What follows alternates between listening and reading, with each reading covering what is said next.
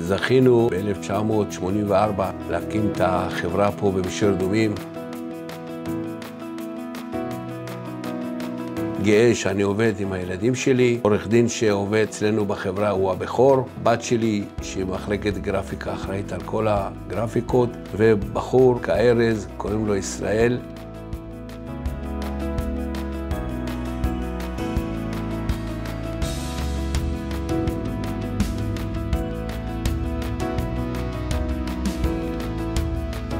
וככה אנחנו מתקדמים. החברות המובילות במשק, שמיום שמכירים אותנו, הם פשוט מסרבים לשמוע אף חברה אחרת.